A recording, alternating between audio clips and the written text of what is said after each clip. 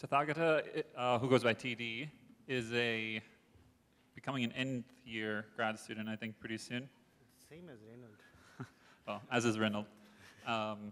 So he's been in the AmpLab, I think, since the beginning Yes. of the lab, Yep. and is the lead grad student on Spark streaming. Okay. Thanks, Andy. I'm here to talk about how to do really large-scale, near real-time stream processing using Spark streaming. And to start off with just a one-slide summary of what Spark streaming is all about. It's basically extends Spark's functionality to do really large-scale stream processing. We have tested it, and it scales to hundreds of nodes and achieves second-scale latencies even at that scale. It is efficient and fault-tolerant in terms of, even in terms of doing stateful stream processing. I'm going to explain more about that in the future slides. And the programming interface that it provides is very simple, batch-like API, kind of the similar map and flat map that you have seen till now in Spark, and which makes it much easier for developers to express complex machine learning algorithms on top of this very functional batch-like API. Okay, going into more detail, the motivation why we built this system is basically that we looked around and we found that there was an increasing demand for a framework that can do large-scale stream processing because there was increasing number of important internet-based applications that process large streams of data. For example, like social network trends, you want to, for Twitter, Facebook, you want to find out what are the people talking about, what's the buzzwords, and maybe monetize ads based on that. Or website statistics, you want to monitor their load, etc. Or ad impressions, you're getting the stream of impressions, you want to monitor them in real time and things like that. And the common characteristic of all these workloads is that a framework that can do all these is required to be scalable to hundreds of machines. These workloads are not that simple. They cannot be done with a single machine or tens of machines. It needs large clusters. And as well as it is required to achieve low latency of the order of few seconds, end-to-end latency between when you receive the data and when you get the results from the data. So that is, these two were kind of obvious goals for a distributed stream processing system. But we looked further, and what we found that there are a few other interesting properties that a stream processing system should have. And an important one is a very tight integration with batch processing system. Because many environments in many companies that we've looked around, we saw that a lot of them process the same live incoming data, both in a streaming fashion as well as post-process it using batch jobs. Let's say, for example, you want to process the same data and generate both real-time statistics as well as monthly aggregates or yearly aggregates by processing the same data. So it's like you are doing the same computation at different time scales. But the problem is that none of the existing frameworks can do both. Either it can do stream processing at the scale of 100 megabytes per second with low latency, few seconds or less than a second, or it can do batch processing with terabytes and petabytes of data, but with very high latency.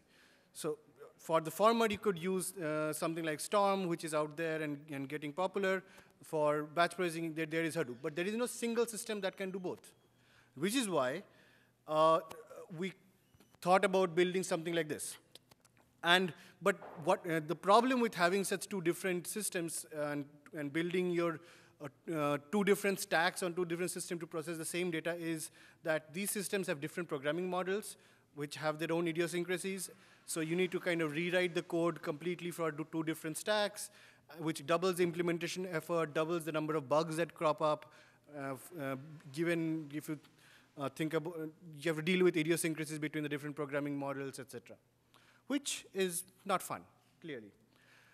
So that is one extra motivation that we had. The second extra motivation that we had is people are increasingly want to do stateful stream processing, not just simple update a record and send it, but more stateful, like collect aggregates over a period of time. And the problem with stateful stream processing is that it is hard to make it fault tolerant. traditionally, the stream processing systems have been built using this record-at-a-time model, where yes, you set up a pipeline of processes running on different nodes, and as each node receives the data, a record, it updates an in-memory mutable state and forwards the record to the next node in the pipeline. Now, problem with this mutable state that you're updating is that the moment the node dies, the mutable state gets lost as well. And you don't want that. Suppose you're maintaining a count of the number of records that you are processing, and suddenly your count becomes 0 because the node died. You don't want that. And so making this mutable state fault tolerant is tricky. And different frameworks have taken different approaches, from replication to upstream backup. But let me talk about one case, which is the case of Storm, of how they deal with this. The way Storm, the model that, if you're familiar with Storm, the model that they use is that the guarantee that each record in the stream will be processed at least once. Note that it is at least, so it's not exactly once. So what may happen is that if you are counting the records, you may easily get double counted. There is no guarantee to prevent that. Furthermore, if your node dies, your mutable state can be lost unless you put the mutable state in an external storage, which has its overheads. People have tried to fix that by introducing Trident, which runs on top of Storm, and use transactions to update the state. But it has the same problems as doing any transaction to an external system. That takes a hit in the throughput. And people have avoided using Trident because of the hit in the throughput that doing these external transactions cause. So what is the solution? And that is where we come to SPARC streaming. The model that we use in our system is called discretized stream processing, where the idea is very simple. We take a streaming computation and treat it as a series of batch jobs on very small batches of data. So basically, let's say you want to process a live stream of data. SPARC streaming receives the live stream, divides it into batches of x seconds. That x is configurable by the user. It can be 1, 2, half second. The user can configure it. Then SPARC streaming forwards the data to SPARC in batches treated as RDDs, and the SPARC processes the data in its usual, the whole efficient DAC computation and things that you already have heard about, processes the results and gives it back and pushes it to wherever you want to save it to. And the thing is that we can do this really fast because we can do as low batch sizes as half second or even lower, because SPARC has been optimized to do launch jobs and finish jobs within milliseconds. So you can actually continue processing by doing batch jobs, really, really small batch jobs on really small batches of data, which you wouldn't have been able to do on other batch processing systems like Hadoop, et cetera. People have tried doing that, but you cannot go below like minute or 5-minute latency with Hadoop. And since it's naturally built on SPARC, there is a huge potential for combining this batch processing and stream processing models together into the same programming model, which is one of the goals that I stated is we found that important. So let me give you an idea of what programming using the SPARC streaming API looks like. So let's say you want to process, you want to get a stream of hashtags from the Twitter's streaming API. What you would need to do is create this thing called DStream, which is basically a sequence of RDDs representing a stream of data. Now, this DStream, it's obviously a higher layer abstraction over RDD. Here, in this case, you're creating an input DStream from the Twitter streaming API. This is the actual code that you will write in case of in a streaming standalone SPARC streaming program. And what happens underneath, what the system does is that as it receives data from the Twitter streaming API, it will divide the data into batches and store the data in memory as an RDD in the clusters, in the SPARC clusters memory.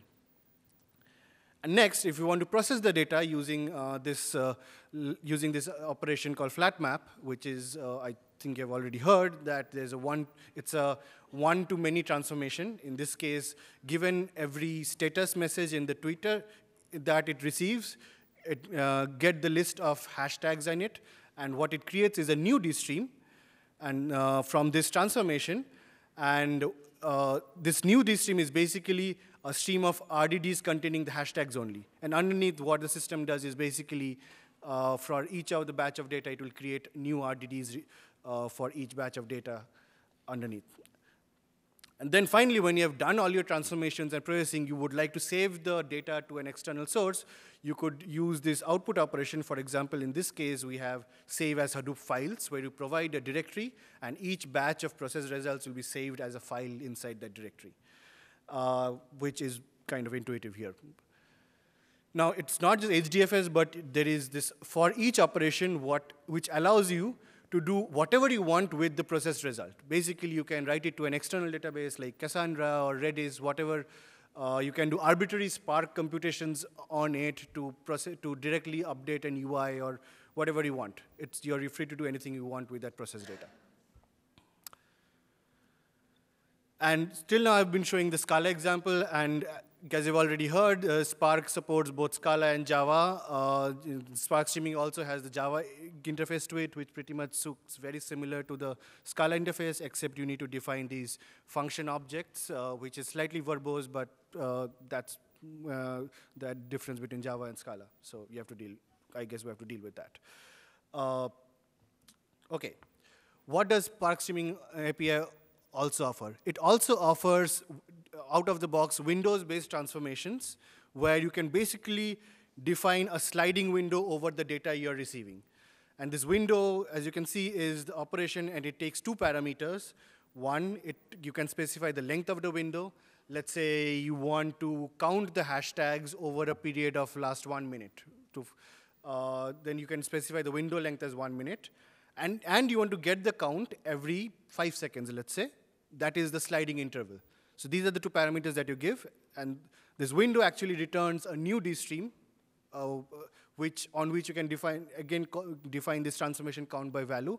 And that will create a final DStream of tag counts that will be generated every 5 seconds over the last 1 minute window of hashtags. All this API is right out of the box.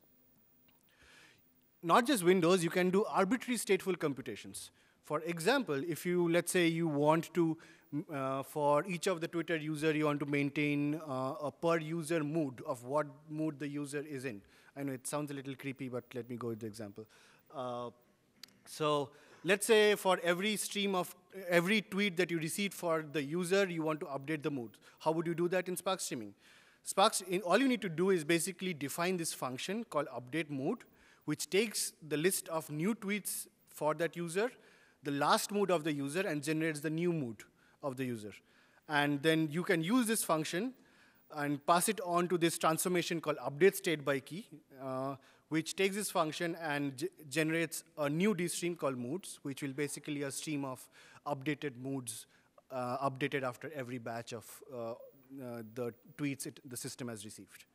And all this gets taken care of underneath, and the moods DStream will basically give you the updated states, and you can do whatever you want with that state, update some database, etc.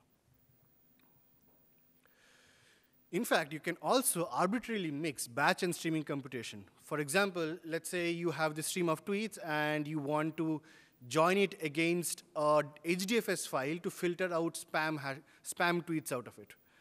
Let's say, how would you do that? And SPARC streaming allows you to do arbitrary RDD computations under the abstraction of DStream using this operation called transform. And a transform takes an arbitrary RDD to RDD function. And in this case, what we're doing is that for each of the tweets RDD, I'm joining it with a spam HDFS file and doing filter and whatever you want underneath. And this is something that it is very hard to do in an existing streaming system like Storm. How would you join a stream with a file? It's kind of a weird combination of batch and stream processing to kind of merge together. But you can do it very easily inside Spark streaming, because since it's built on this batch Spark platform. Okay, what can we read data from? Out of the box, we provide connectors and receivers for Kafka, HDFS, Flume, Akka actors, even raw TCP sockets. And it's very easy to write your own receiver. In fact, people are actually doing that. People have written receivers for streaming data from HBase, for these custom protocols like MQTT for Internet of Things protocol, if you have ever heard of it. So it's very easy to write your own receiver, and people are doing that. A reminder about the fault tolerance. So all the processing underneath is happening in terms of an RDD. So if you remember from the Spark top, RDD has this interface, this property that it is fault tolerant because it keeps track of all the parent RDDs from which it was generated. So what we do to ensure that fault tolerance is that the raw data that comes into the system, in this case tweets, it basically gets replicated in memory in the Spark cluster itself, thus making it fault tolerant. And therefore, any RDD generated from the raw tweets RDD, in this case the hashtags RDD, is by nature fault tolerant as well. Because let's say a worker dies and part of the hashtags RDD gets lost. It was kept in memory, but it gets lost. Since the raw data is replicated in the memory, the system can automatically recreate the lost partitions of the hashtag RDD automatically. And this naturally gives exactly once semantics to any transformations that you do. So you don't have to think, if you implement your streaming computation and it is stateful, you don't have to think about double counting, etc., because Spark guarantees that as long as your operation is deterministic, your computation will be exactly once. Let's talk a bit about the fault tolerance of the master. What the master does periodically is this whole DStream computation that you have set up, it saves the state of the DStream computation on a checkpoint file. In this case, we save it to HDFS periodically. And if the master fails, the master of the Spark streaming can be restarted using this checkpoint file. Right now, in the alpha release that we have, this does not happen automatically. We are working towards making this automatic and seamless. But for now, the master fault tolerance exists, and you can use it. And more information on this is in the Spark streaming guide that I will, the pointers to that is later in my last slide. And as I said, automated fault recovery coming soon. Let's talk about performance. So we have tested Spark streaming on clusters of size 100 nodes, and in total, we could process 6 gigabytes per second of data. That is 60 million records per second on 100 nodes, I think M1 extra large nodes on EC2, and all with an end-to-end latency of 1 second, or slightly less than a second. So you can see that it achieves both scalability as well as low latency. And this particular workload was a simple grep where you have basically 100 text streams coming in, and you want to basically count the number of lines that has a particular keyword, let's say how many errors that are occurring per second in your stream of logs. We also tried something slightly more complex, word count on that, and the throughput is slightly lower because obviously it is doing a slightly more computation. Still in aggregate, it is doing 3 gigabytes per second with an end-to-end latency of 1 second. Or you can also do a slight trade-off between throughput and latency if you are okay with latency of 2 seconds. We also compared the performance with Storm, and Spark streaming achieved almost 670,000 records per second per node, whereas Storm could achieve only 115, even with batching the records in them. And we tried Apache, it was not even comparable. Apache S4, I'm sorry. Also, we tested fault recovery, and we found it really fast because since all the data that is received is in memory, recomputing The process data, the lost process data from the in-memory RDDs is really fast. In this case, as you can see, we tried processing sliding word count on 10 nodes with 2-second batches. And when the failure happened, it took maybe half a second extra. And then the system just recovered and continued as it is. So recovery is fast. And not just recovery, but if you have slow nodes, etc., that can also be taken care of really fast. Basically, in short, all the nice SPARC scheduling and fault tolerance properties that you have heard till now, you get out of the box using this kind of SPARC streaming environment, SPARC streaming extension of SPARC. We also build real applications working on top of SPARC streaming. In this case, we have this machine learning project back in here in UC Berkeley called Mobile Millennium project, which basically tries to estimate traffic transit times using GPS observations, using complex machine learning. The folks who built this were using Markov chain Monte Carlo simulations on GPS observation, which is very CPU intensive. So this sort of computation actually needs a large cluster to do any kind of useful computations on GPS observations. So we went ahead and implemented that on SPARC streaming, and as you can see, the computation scales very linearly with the size of the cluster. In this case, we tried up till 80. We could have gone higher, but 80 was more than what they needed. It was much more than what they required. We also tried another real application. In this case, Conviva. Conviva is Jan's company, and you will hear more about that in later talks today. And to keep it short, what they do is basically they do real-time monitoring and optimization of online premium videos, like for example, if you go to HBO Go or ESPN, whenever you see videos on that website, in the background, Conviva basically keeps track of the metadata and does data analytics on the metadata of how the video is performing, etc. And what this essentially means that what they need to do is do real-time processing of metadata from millions of videos that are going on all around the world. And this is quite a heavy computations, and what Conviva had done, because there did not exist such a framework, is they built their own live stack to deal with this computation. Real-time computation, it involves multiple stages of aggregation, so it's not just one map-reduce step, but multiple map-reduce steps. And we actually were able to take that computation and run it successfully on SPARC streaming, all with an end-to-end latency of 2 seconds. And as you can see, the whole computation scales very linearly with the cluster size. Finally, if you take a look at a SPARC program that can do some computation on Twitter logs, on an HDFS Twitter log file, versus a SPARC streaming program that processes Twitter stream on live streaming data, you can see that the program basically looks very similar, because it's basically the same programming model. For SPARC, there is RDDs. For SPARC streaming, there is DStream, which is basically a sequence of RDDs.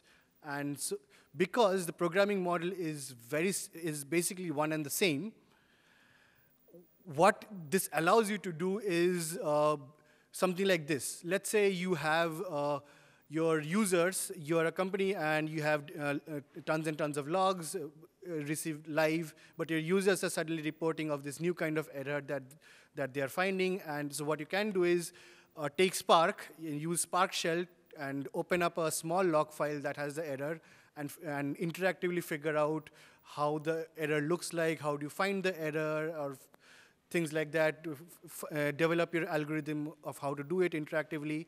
Then you can take pretty much the same program and stick it into a SPARC standalone program and run it on terabytes and petabytes of logs to kind of fine-tune your algorithm, etc. And you can take now the same program, the same algorithm, without any modification, stick it into a SPARC streaming program, and you directly get the algorithm running on live streams of data. This is the advantage of having a single programming model and a single coherent stack that allows you to do this kind of do your work and design your algorithm once and run it in whatever environment you want. Ultimately, that is our vision, that with this combination of Spark, Shark, and Spark streaming, we want to build this one single stack that can deal with all your data analytics needs. And it's not just Spark, Shark, and Spark streaming. You're going to hear tomorrow about more interesting frameworks that are building on top of these frameworks. So today's tutorial, you are going to basically start out with the simple example that I showed you, but you're going to extend it, and you are going to process Twitter's data stream to find the most popular hashtags, and you can hopefully you'll get an idea of how easy and intuitive it is to write a streaming program with just very few lines to do something like finding popular hashtags to find popular trends. But what this tutorial needs is a Twitter account, because we need you need to set up Twitter OAuth keys, authentication keys. If you don't know what those are, you don't have to worry. All the instructions are present in the tutorial itself. Which walks you through using your Twitter account to create these keys and then putting these keys in the configuration file. If you don't have a Twitter account, then talk to us and we can figure out something. Maybe this is the right time to create a Twitter account and tweet about us. But you don't have to worry about your account being compromised or your privacy broken, because these keys that you generate, you need to only configure your program using these keys and not your Twitter account password. And once you are done with the tutorial, you can easily destroy these keys. Again, the instructions are there in the tutorial. Once you destroy the keys, your account is safe completely. So if that is a concern, you don't have to have that concern. Finally, to conclude, it's very easy to try out Spark streaming. As you have already heard, it takes like 5 minutes to download Spark, set it up on EC2, or run it locally. Spark streaming comes as packaged within Spark, so it's a module inside Spark. All you need to do is, instead of import Spark, you have to do import spark.spark streaming. That's it. And then you have all the functionality of Spark streaming. A more detailed programming guide is here. The link is also in the tutorial, so you can look it up to get a better idea of how to use these DStreams. And if you want to get more technical and understand what happens underneath, you can always look at our paper. Thank you.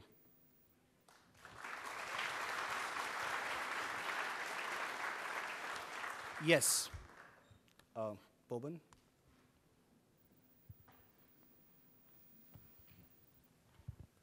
Thank you. I have 2 questions. We heard from your colleague about how Shark is able to expose higher-level SQL-like semantics in the HiveQL language.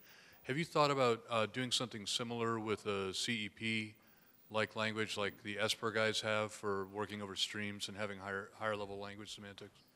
That is a very interesting proposition. I have given it a little bit of thought, and it can totally be done. It can very easily be done. If there is a demand for it, we can take a look at it, and if you really want something like that, we can sit together and figure it out. So it can definitely be done. Yes. You'll see if you look on the Storm mailing list, it's a frequently brought up topic, somehow combining Esper semantics with Storm streaming. So clearly that is an interesting thing we can do to get the edge. Sure. I'm trying to remember what the other question was. It'll come to me. I'll pass the mic. Thanks. Yeah, I'm around here, so you don't have to. I mean, you can always come and talk to me. I'm here around all day. Boban, here.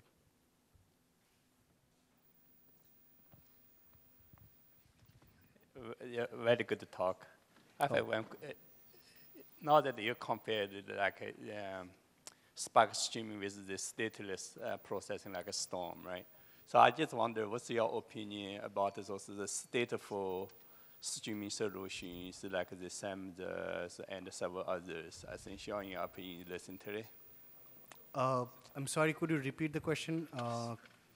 Several Can you hold the mic a bit closer? I'm sorry. There's some stateful processing solutions, like the one from the LinkedIn called SAMD. have you looked into those and to see what's your opinion about like how do you compare the Spark streaming with the other stateful streaming processing solutions? Let me clarify the question. Are you talking about comparing Storm and Spark streaming with stateless? Stateful. Stateful. We have done stateful. The benchmark that I showed, it was actually a stateful streaming in terms of because we were using a window operation underneath, and we haven't done a Storm plus Trident versus stateful computation, but that is something we would like to do, yes. But you have to understand the guarantees that the Storm cannot provide that we provide, and that itself is a big deal because Storm, the moment you do stateful computation and you push the state out to an external database, that automatically requires you to do external database transactions onto it, which kind of slows down the throughput.